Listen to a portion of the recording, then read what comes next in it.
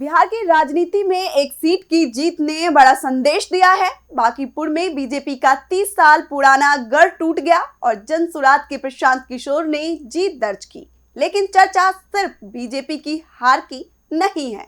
सवाल यह भी है कि क्या इस जीत से सबसे बड़ा झटका आरजेडी और तेजस्वी यादव को लगा है? क्या बिहार में विपक्ष का नया चेहरा अब प्रशांत किशोर बन रहे हैं? आइए समझते हैं। बांकीपुर सिर्फ एक विधानसभा सीट नहीं बल्कि बिहार की राजनीति में एक खास जगह रखता है। यहाँ लंबे समय से बीजेपी का दबदबा रहा है। ऐसे में प्रशांत किशोर की जीत अपने आप में बड़ी खबर है। लेकिन इससे भी बड़ी बात यह है कि आरजेडी इस मुकाबले में मजबूत चुनौती नहीं दे सकी। यही वजह है कि इस नतीजे को तेजस्वी यादव के लिए एक चेतावनी के तौर पर देखा जा रहा है। 2025 के विधानसभा चुनाव में आरजेडी को अच्छा वोट मिला था, लेकिन वह वोट सीटों में बदल नहीं पाया। यानी पार्टी का पुराना वोट बैंक तो बना रहा, लेकिन वो नए लोगों तक अपनी पकड़ नहीं बना सकी। अब बांकीपुर के नतीजे ये संकेत दे रहे हैं कि बदलाव चाहने वाला मतदाता आरजेडी की जगह किसी नए विकल्प की ओर देख रहा है। इस चुनाव में दूसरी बड़ी चर्चा तेजस्वी यादव की गैर मौजूदगी को लेकर रही।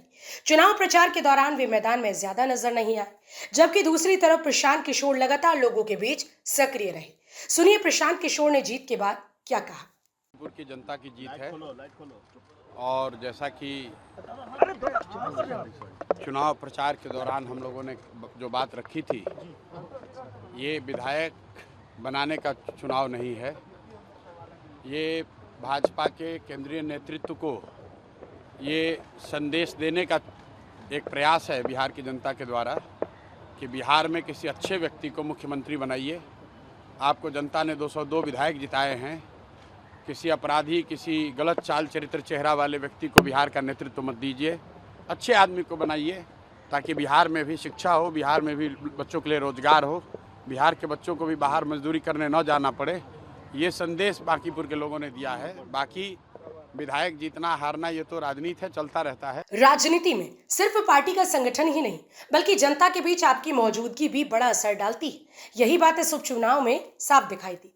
अब सवाल ये भी है कि क्या प्रशांत किशोर सिर्फ बीजेपी के वोट में सेंध लगा रहे हैं या फिर विपक्ष की राजनीति में अपनी अलग जगह बना रहे हैं। राजनीतिक जानकारों का मानना है कि बांकीपुर की जीत ने उन्हें एक गंभीर विकल्प के रूप में सामने ला दिया है, खासकर उन मतदाताओं के बीच जो बीजेपी से नाराज है लेकिन आरजेडी को अपना विकल्प नहीं मानते। एक और बड़ा मुद्दा जातीय राजनीति का है।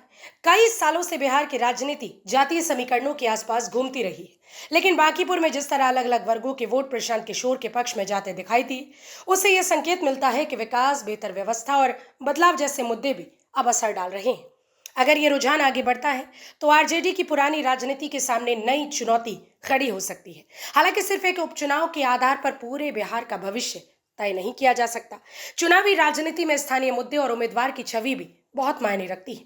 लेकिन इतना जरूर है कि बांकीपुर के नतीजों ने विपक्ष की राजनीति में एक नई चर्चा शुरू कर दी है। बांकीपुर का फैसला सिर्फ एक सीट का नहीं, बिहार की बदलती राजनीति का संकेत है। क्या ये बदलाव आने वाले चुनावों में भी दिखेगा या सिर्फ उपचुनाव तक सीमित रहेगा? जवाब वक्त देगा।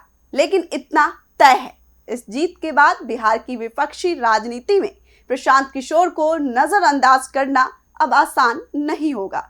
इस खबर में फिलहाल इतना ही। देखते रहिए RA9 न्यूज।